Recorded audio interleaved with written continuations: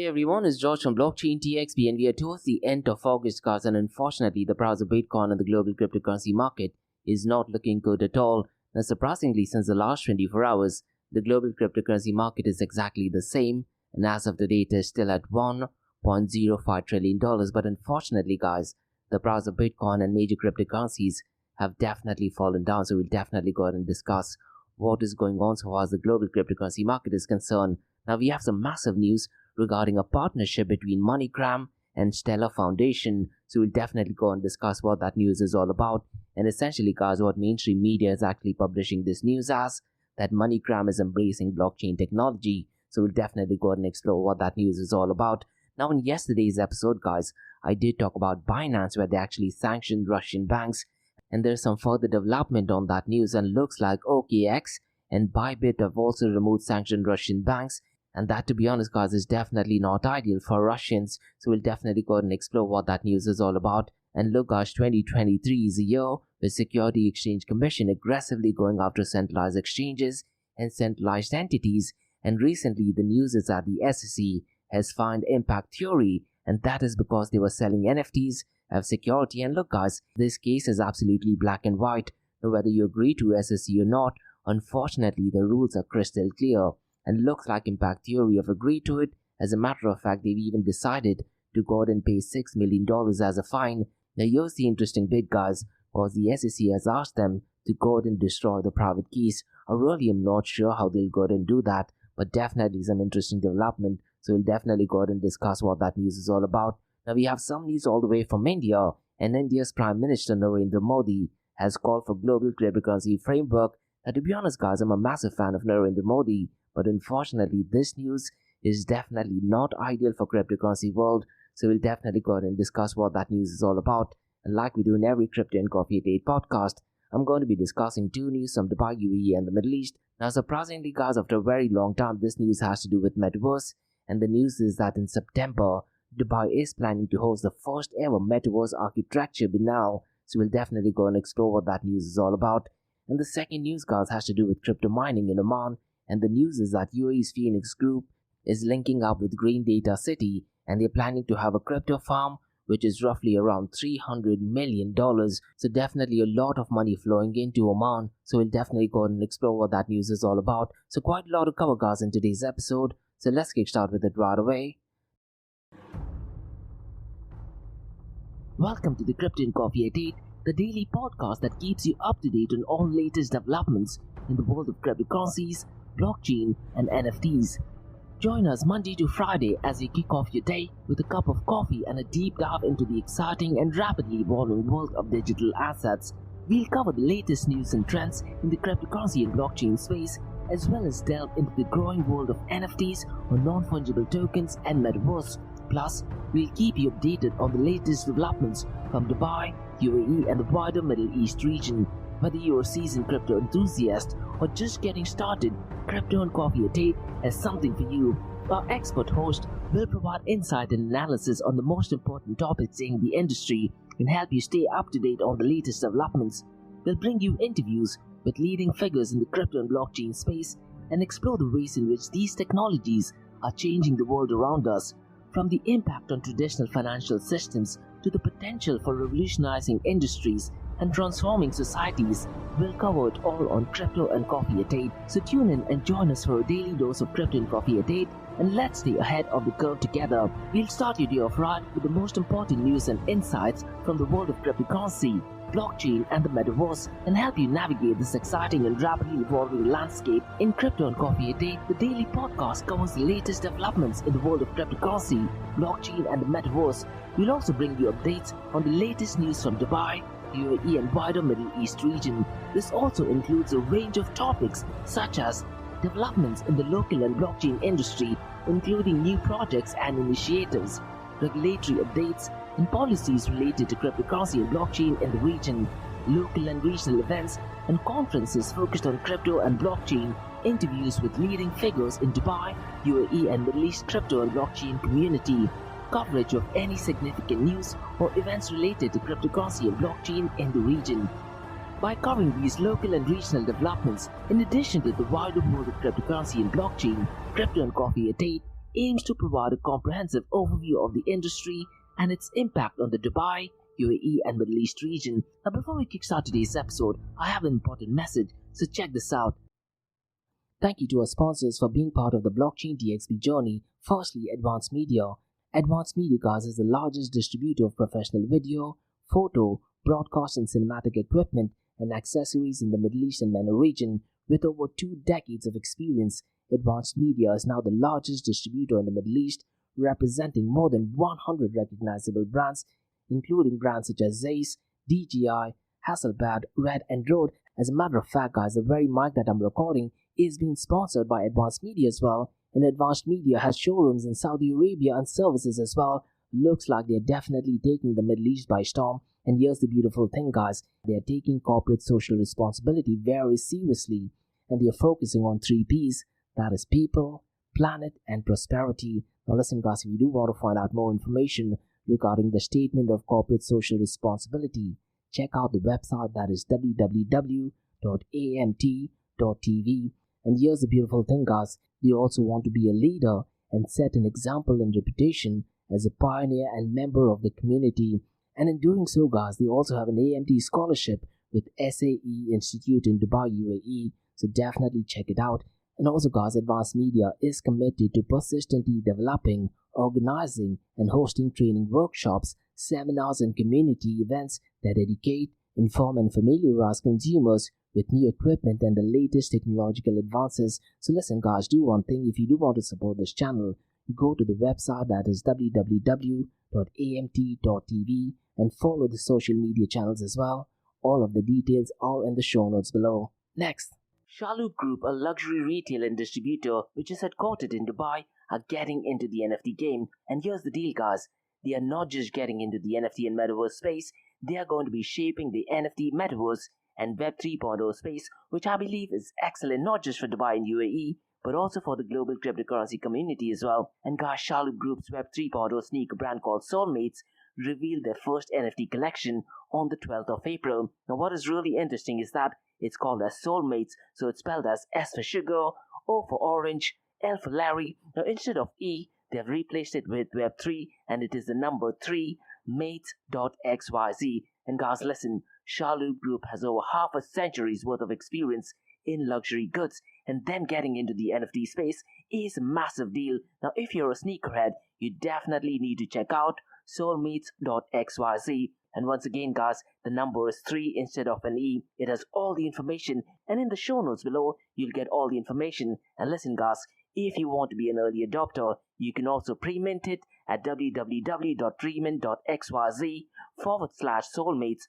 So definitely check it out. And they have a Discord community as well. And guys, Nick, who is the head of corporate innovation at Shalhoub Group and also the co-founder of Soulmates, has a WhatsApp group where he constantly provides updates in the area of NFTs, Metaverse, and Web 3.0. So guys, check out soulmates.xyz and be part of the Soulmates OG NFT that is definitely going to shape the industry. Next, Startup OI is global one-tech platform for tech. It offers global high-paying tech jobs with flexibility in working time and location, global free tech events, and tech networks to connect with global like-minded engineers. A brilliant platform to listen to the tech experts in Metaverse and to grab their insights. Now listen, all you have to do is download the app Startup OI.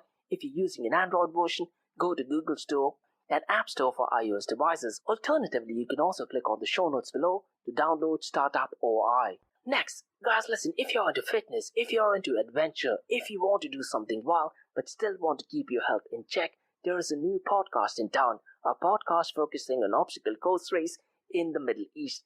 The podcast is called the Race Pace Podcast. So check out the Race Pace Podcast across all leading platforms.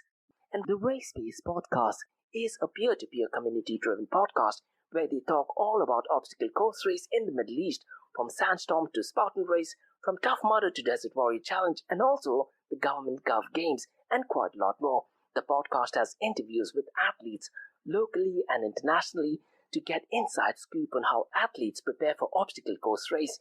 In the podcast, they also talk about interesting stories on why they are motivated to do obstacle course race. And that's not all. They also plan to release 7 NFTs. And these NFTs are no ordinary. These NFTs will represent every emirate in the UAE. And listen, guys, these NFTs are going to be absolutely massive. So do one thing, go to Spotify, go to iTunes, go to any leading podcasting platform and search for Rise in the Obstacle Course Race podcast.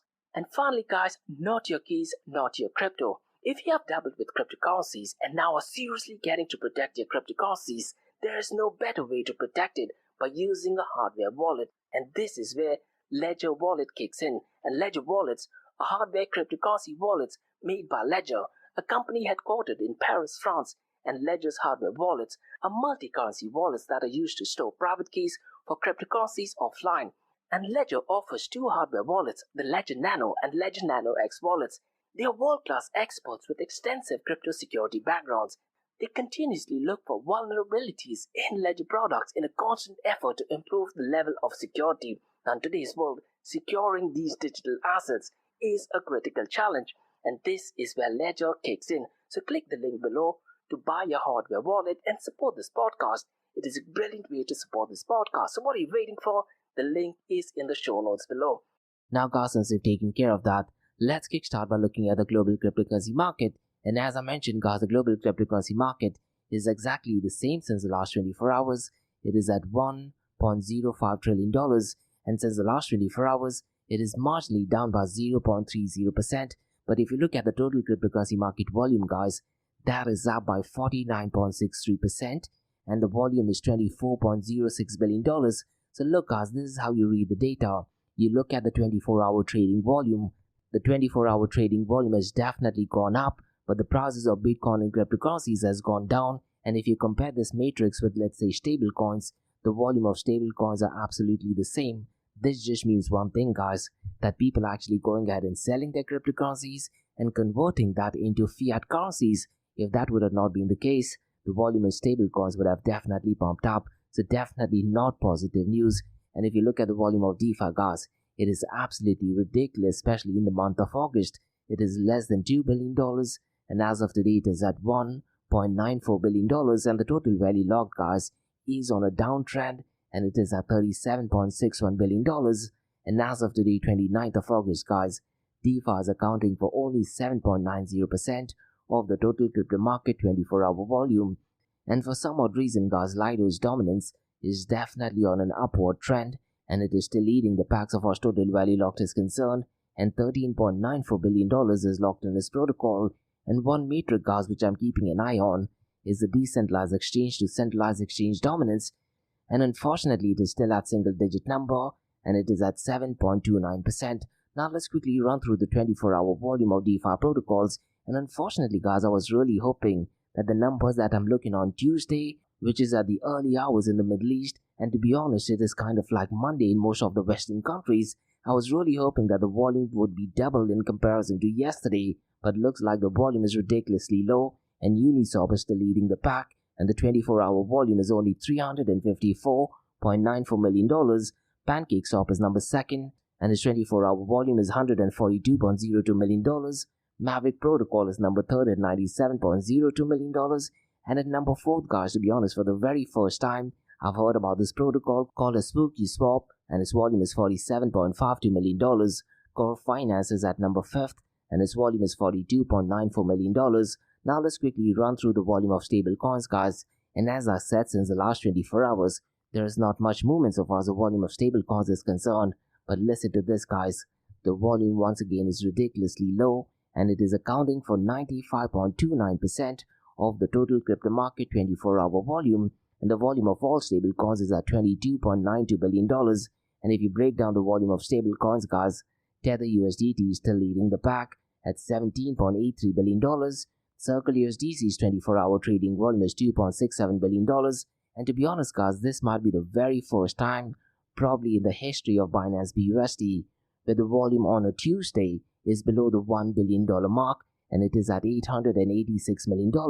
Now in 2023, it's no surprise that the volume of Binance BUSD has gone down, and what I've been observing is that on Mondays, or rather Sundays in the Western countries, the volume of Binance BUSD is below the $1 billion mark, but this, to be honest, for the very first time, looks like on a Monday in Western countries, in early hours of Tuesday in Dubai or UAE, the volume is below the $1 billion mark, and it is only at $886 billion. And look, guys, I really am curious to check what the future of Binance BUSD is. And I very specifically remember, guys, in my Ask Me Anything series, someone did actually ask me if there is a possibility of Binance BUSD's market cap to go well below the $3 billion mark. And at that point of time, I've definitely said, no, it's not a possibility. But if you look at it now, I do feel there is a possibility of Binance BUSD's market cap to go well below the $3 billion mark. Now, just to give you some context, guys, Binance BUSD's market cap was around $16 billion. So from $16 billion, now there is a possibility of Binance BUSD's market cap to go well below the $3 billion mark.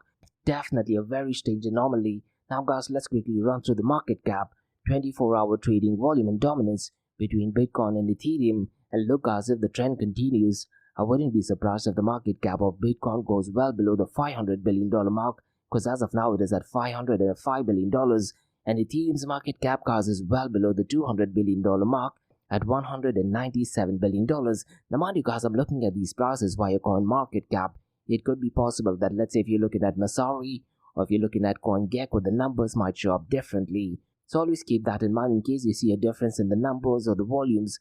Now, if you look at the 24-hour trading volume of Bitcoin, guys, it is only at $10.65 billion, and it has definitely pumped up since the last 24 hours, which just means one thing, guys, that people are actually going ahead and selling their Bitcoin and cryptocurrencies and converting that into fiat currencies. The 24-hour trading volume of Ethereum, guys, is $4.77 billion. Now, if you look at the dominance of Bitcoin, it has gone down, and currently it is at 48.22%, and Ethereum's dominance has also gone down, and it is currently at 18.90%. Now, this week, guys, what I'm doing is I'm looking at decentralized apps, and I'm going to be comparing it with two metrics. The first one is the fiat value of incoming token transfers from unique active wallets to decentralized app smart contract over a period of time, and this number is usually reflected in a dollar amount. And the second metric, guys, that I'm looking for decentralized apps is the number of unique active wallets interacting or performing transactions with decentralized app smart contract over a period of time, and most likely over a period of time reflects 24-hour time period. Now, in today's episode, guys, I'm going to be looking at Hedera Hashgraph, and then I'm also going to be looking at Tezos. Now, so far as Hedera Hashgraph is concerned, the number one decentralized app is Sorcerer Swap, and if you look at it in terms of dollar amount, it is $485,600, and if you look at the number of unique active wallets interacting or performing transactions with its decentralized app smart contracts in the last 24 hours, it is 468. The number second decentralized app in the Hedera Hashgraph is Pangloin Exchange, and in terms of dollar amount, it is $55,680. In terms of number of interactions, it is only at 16. Now, mind you, guys, this does not mean that there are only 16 people using the smart contract. It just means that there are 16 smart contracts, and in the smart contracts, there might be hundreds, if not thousands of people using it. And the third protocol for Hedera Hashgraph is HeliSwap, and in terms of dollar amount, it is 1,370. And in terms of people interacting with the smart contract, it is at number 10. Now, guys, let's look at Tezos, and I'm going to be looking at its top 3 decentralized app. And the first protocol, guys, is objxt.com, and in terms of dollar amount, it is 19,800, and in terms of users, guys, it is 1,950. The second decentralized app on Tezos is FXHash, and in terms of dollar amount, it is 9,840. In terms of users or smart contracts, it is 299. And finally, the third decentralized app on Tezos is TIA, which is spelled as TEIA, and if you look at it in terms of dollar amount, guys, it is only $931, and in terms of number of unique active wallets interacting or performing transaction with its decentralized app smart contract, it is 135. To be honest, guys, these numbers are ridiculously low, isn't it? And this, unfortunately, is one of the drawbacks when you talk about decentralization or distributed nature. Because look, guys, who is it that takes care so far as marketing is concerned? Is it the association? Is it the foundation? Or should it be completely distributed or decentralized? And unfortunately, guys, these are factors that need to be taken into consideration. And more importantly, you also need to look at the user experience. So definitely a challenging area so far as distributed or decentralized autonomous organization is concerned. Now, guys, before we look at the king of all kings, in today's episode, I'm very briefly going to run through what Stellar is, because to be honest, guys, there is a massive news circulating regarding Moneygram, so I thought it makes sense to let me go ahead and briefly explain what Stellar is. And guys, you need to understand that Stellar is a network that connects financial systems like banks and payment processors together, and its goal is to make sending and receiving money across borders fast, reliable, and affordable, something similar to Ripple or XRP, isn't it? And the token guards of Stellar is XLM, and you can think of XLM, also named as lumens, that acts as a fuel that powers the Stellar network. So when you want to send money from, let's say, one country to another, the process involves converting your money into lumens first, and then it gets converted into the desired currency. And this conversion, guys, happens quickly and allows for seamless transactions. So in a way, guys, Stellar acts as a decentralized exchange where you can trade different types of assets like cryptocurrencies and tokens. This means, guys, you can easily swap one asset for another without needing a traditional exchange. And they also have a thing called as anchors and bridge. And anchors, guys, on Stellar blockchain are like connectors between different currencies and Stellar network, and they help bridge different types of money onto the platform, making it easier to trade and use various cryptocurrencies. And so far as this consensus protocol is concerned, guys, they have something called a Stellar Consensus Protocol, or SCP, and this is the technology that keeps the network secure and functionality smooth, and it also ensures that transactions are confirmed quickly and that no single entity has too much control over the network. And look, guys, Stellar has historically made massive partnership. Now in today's episode, we'll definitely go and discuss the partnership with Moneygram, and they've also had partnership with IBM and quite a lot of other. Now one of the unique features of Stellar, or XLM, is the low transaction fees and fast transactions. And listen, guys, sending money through Stellar is relatively affordable with fees as low as 0.0001 XLM,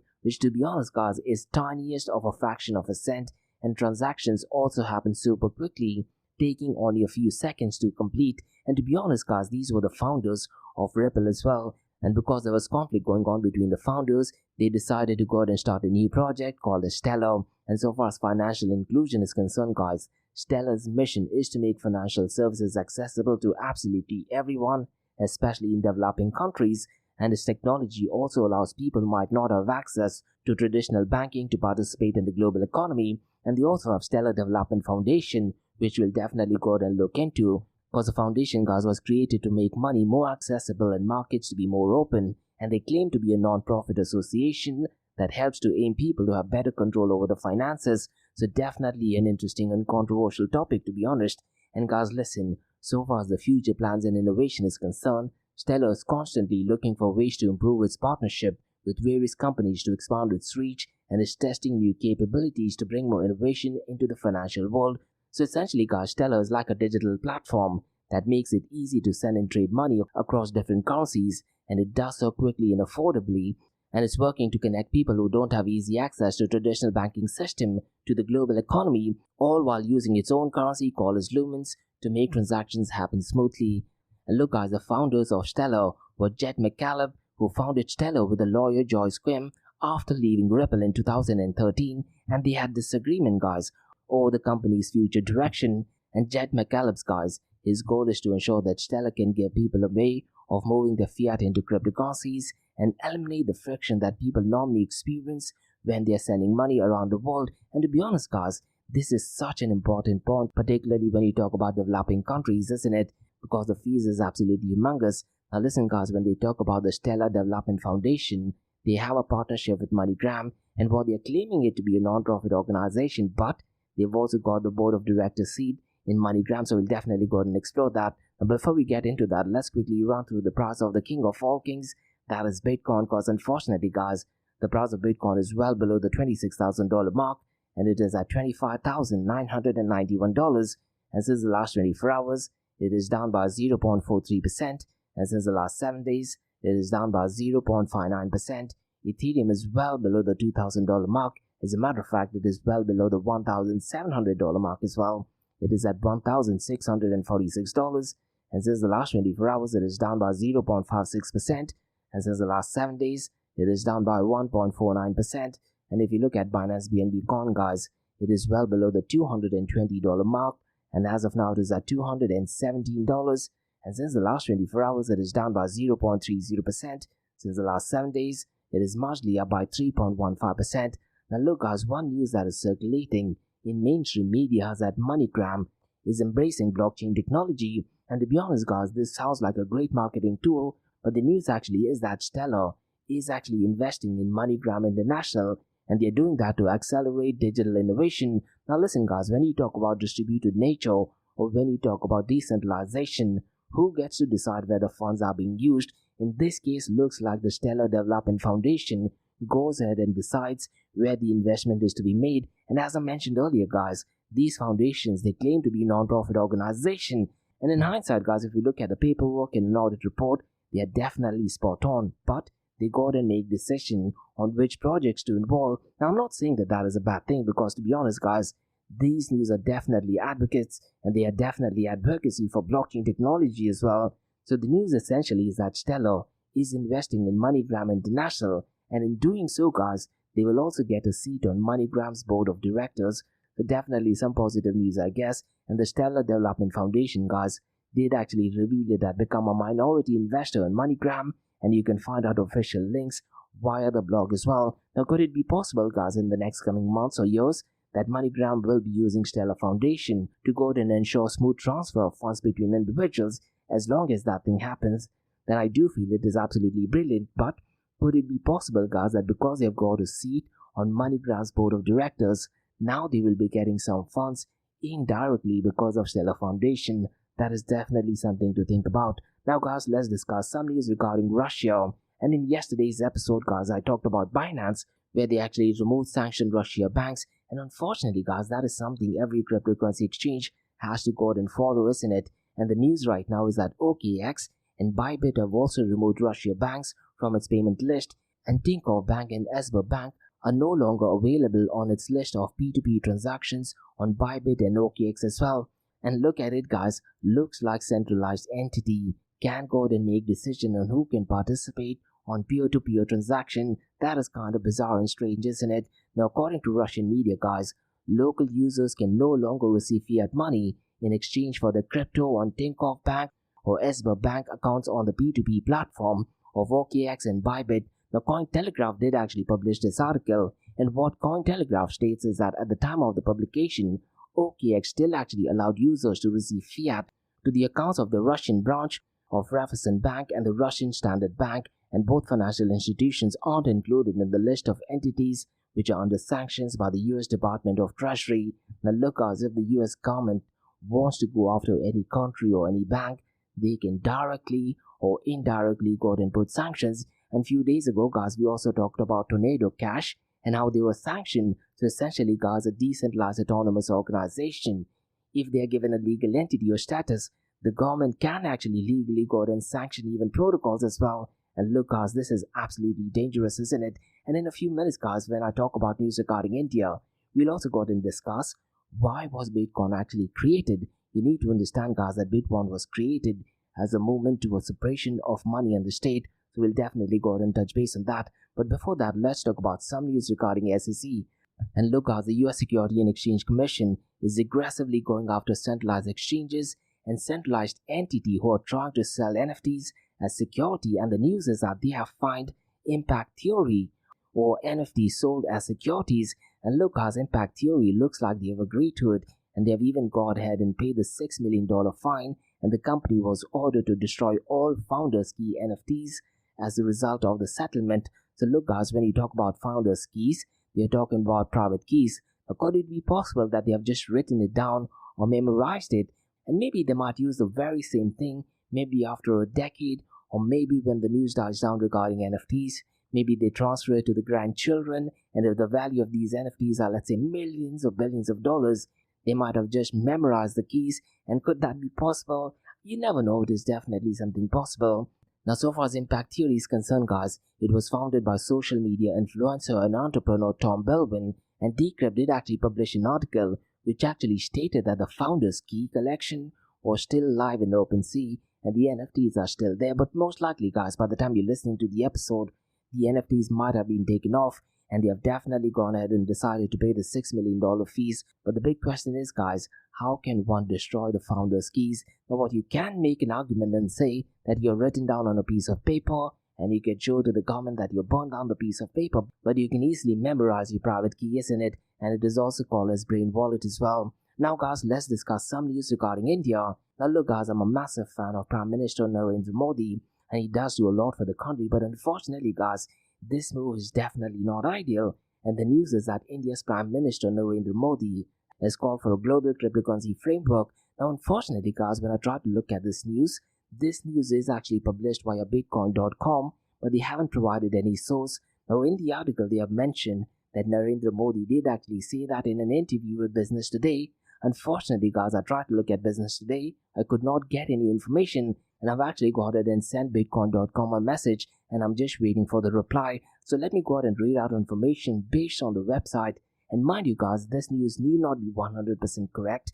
But let me go ahead and explain what that news is, because what that news actually states is that Prime Minister Narendra Modi has said that a global cryptocurrency framework and regulations are definitely needed, and he stressed the need for a global consensus-based model. Now look, guys, to be honest, I 100% disagree to it, because when you talk about a global cryptocurrency framework, these frameworks are designed by government institutions and entities, and they try to cherry-pick information that suits the narrative.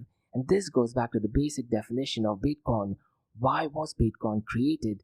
Bitcoin was created as a movement towards separation of money and the state. So ideally, guys, the government should no longer have control directly or indirectly over the regulations, over the governance, over the legislations as well. Now look, guys, if you publish this news in mainstream media, they can definitely portray it as a very positive news, stating that Prime Minister Narendra Modi is calling for global cryptocurrency framework, and they can advertise it, stating that the government wants to go out and push cryptocurrencies.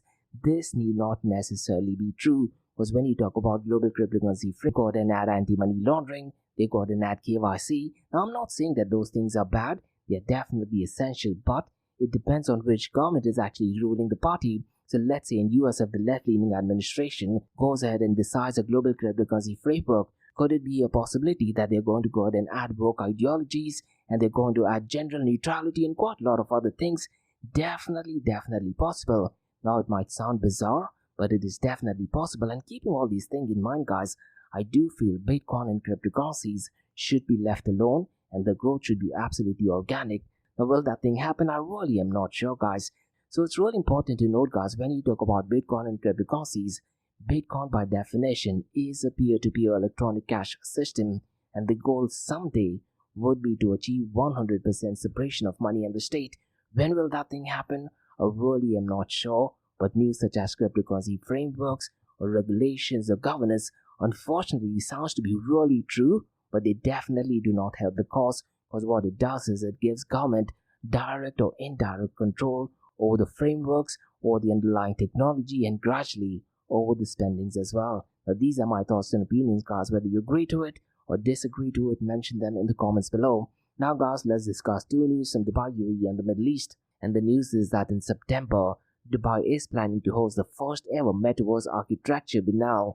So let me go ahead and give out more information, guys, because the event titled Presence of the Future will gather leading creators worldwide, and is going to take place between the 21st till the 24th of September, and the Metaverse Architecture Biennale, also called as MAB, showcases virtual pavilions and worlds by innovative architects, and it is inspired by Venice Biennale and Export, and it highlights architecture's role in reshaping Metaverse and so-called Web 3.0, and guys, participating architects include Killer Designs, Lava, PLP, Atrium, and quite a lot more. And Decentraland and World 3 will be immersive venues for the event as well, and attendees, guys, can explore virtual pavilion and engage in interactive exhibits as well.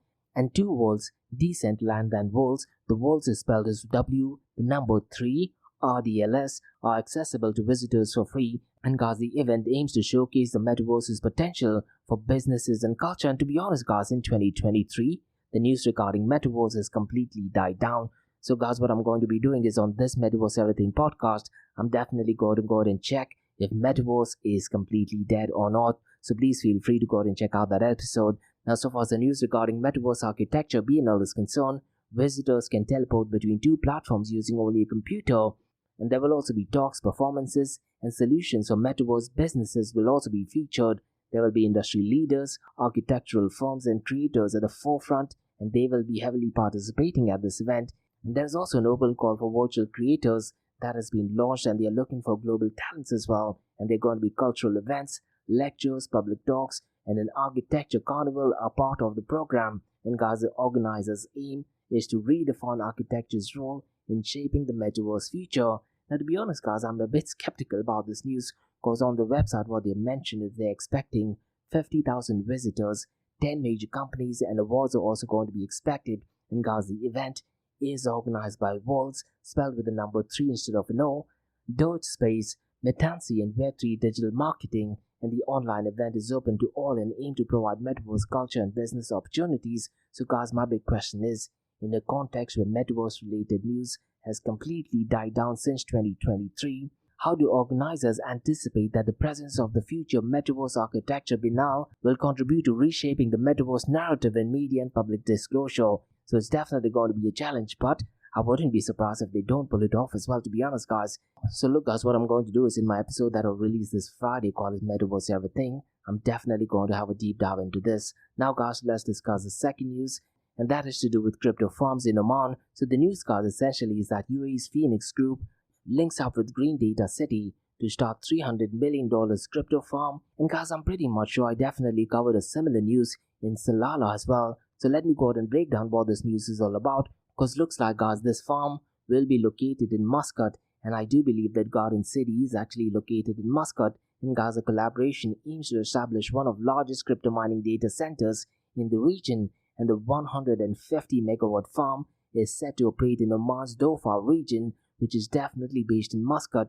And guys, the farm's operations are expected to begin by the second quarter of the upcoming year 2024. And crypto mining, guys, as we know, involves solving complex algorithms to validate transactions and generate digital currencies. And this, to be honest, guys, is only applicable for proof of work mining.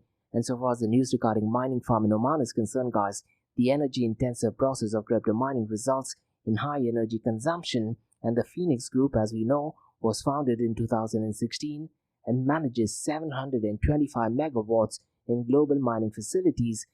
And they also exclusively distribute micro BT mining equipment. And the choice of Oman, guys, is influenced by Green Data City's sustainable mining license and cooler weather on Dhofar region as well. And listen, guys, a few days ago in my Crypto and Coffee Date podcast, I did talk about Salalah, which is another beautiful location in Oman, and that news had to do with cryptocurrency mining as well. So it looks like Oman is definitely getting into the mining space. Now, so far as this news is concerned, guys, Green Data City secured Oman's first sustainable crypto mining license in March of the previous year. And the first phase of Green Data City's development has 200 megawatts mining capacity, and the second phase aims to reach 400 megawatts hyperscale data center capacity, and also includes renewable energy projects as well. And so far as construction is concerned, guys, modular construction will minimize the facility's impact on the environment, and the project plans to involve local technicians, students, and graduates for skill development as well. And guys, listen, Oman's economy has definitely shown strength due to diversification efforts, stable oil prices, and lately fiscal reforms as well. And Fitch Ratings predicts that Oman's economy did actually grow by 1.1% in 2023. And what is even surprising is that this growth is mostly to do with non-oil sectors, and they are the driving factor for this growth. And so far as cryptocurrency industry is concerned, guys, as of now, they are definitely facing challenges because, as we know, Bitcoin's value is definitely fluctuating, and the regulatory environment is uncertain as well. But to be honest, guys, definitely positive news.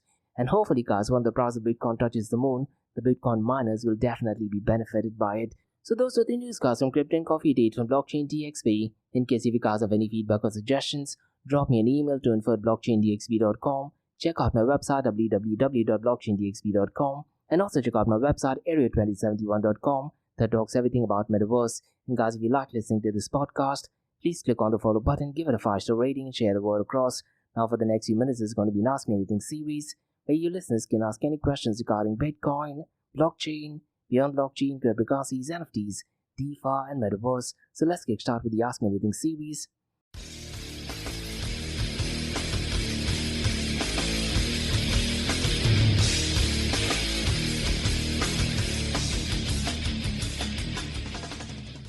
Hey everyone, it's Josh from Blockchain DXB listening to the Ask Me Anything series, where you listeners can ask any questions regarding Bitcoin, blockchain, beyond blockchain, cryptocurrencies, NFTs, DeFi, and Metaverse. And I have a question by Wade who asks, do you think India could lead the cryptocurrency world? Now, to be honest, Wade, I highly doubt it if India could actually lead the cryptocurrency world. Because look, when you talk about regulations, India has a massive taxation. I believe it is roughly around 30%. So I don't think that India will at any point of time be leading the cryptocurrency world. And I've said this so many times in my episode is, when you talk about India, India always had love-hate relationship, particularly with Bitcoin and cryptocurrencies, and I've mentioned this several times in my Crypto and Coffee Date podcast. The Supreme Court is definitely a massive fan of Bitcoin and cryptocurrencies, but the Reserve Bank of India, which is kind of like the central bank, they're definitely detractors and they definitely do not like Bitcoin and cryptocurrencies. And as a matter of fact, India is actually one of the leaders so far as central bank digital currency is concerned. And unfortunately, having a cryptocurrency framework might sound good, but unfortunately, this would definitely not mean that there are more people using cryptocurrencies. It is just setting a stage for a cryptocurrency framework, and this news might sound strange, Wade. And to be honest, this might sound like a positive news, but unfortunately it is not. But to answer your question, no, I don't think India or China will definitely not be leading the cryptocurrency world. And this, to be honest, Wade, is one of the drawbacks of Bitcoin as well, because if you look at it, which countries have been benefited most by Bitcoin? As much as I dislike saying it, the rich have gotten richer. The first world countries have definitely benefited more by Bitcoin. Now, a lot of people talk about Bitcoin being the global wealth redistribution. Unfortunately, these are fancy words. They do actually sound true, but if you look at the number of millionaires or billionaires because of Bitcoin, they're definitely on a significantly higher percentage, let's say in US, in Germany, in first world countries, as opposed to, let's say, developing countries like India, Pakistan, or let's say underdeveloped countries, let's say the African region. So keeping all these things in mind, unfortunately, no, I don't think so. India could be leading the cryptocurrency world. Probably what India might be doing is, so far as the data entry work is concerned, or let's say if there is any software development is concerned, I'm not talking about that India will be leading so far as the software development is concerned, but so far as, let's say, the data entry work is concerned, which does not involve a lot of technical skills, in that area, India might definitely be going ahead and leading, and that is only because the labor is cheap, and that is the only other reason why. But along with that, it could also be possible, let's say, like a country like Philippines or even China could be a strong competition. But so far as cryptocurrency is concerned, I definitely don't think so. India or any developing countries will be leading the race. Those are my thoughts on it. And that's about all, guys, from the Ask Me Anything series in Blockchain DXB. In case if you guys have any feedback or suggestions, drop me an email to info@blockchaindxb.com, and also check out my other website, area2071.com, that talks everything about Metaverse. And guys, if you like listening to this podcast, please click on the follow button, give it a 5-star rating, and share the word across. And remember, guys, Monday to Thursdays, 8 a.m. to 8:30 a.m. we have Crypto and Coffee at 8, where we cover top news and information pertaining to Bitcoin, blockchain, beyond blockchain, cryptocurrencies, NFTs, DeFi, and Metaverse. And how the series of episodes under Crypto and Coffee Date works is, we usually cover some top news and information pertaining to the price of cryptocurrencies, some major breaking news, occasionally short and sweet news as well, news that has an impact in the cryptocurrency world. The other two news and information is related to Dubai, UAE, and Middle East, and the world of Bitcoin, blockchain, beyond blockchain, cryptocurrencies, NFTs, DeFi, and Metaverse. And what you're listening to right now is the Ask Me Anything series, where you listeners can ask any questions regarding Bitcoin, blockchain, beyond blockchain, cryptocurrencies, NFTs, DeFi, and Metaverse. So thanks so much for listening, guys, and have a nice one. Bye-bye.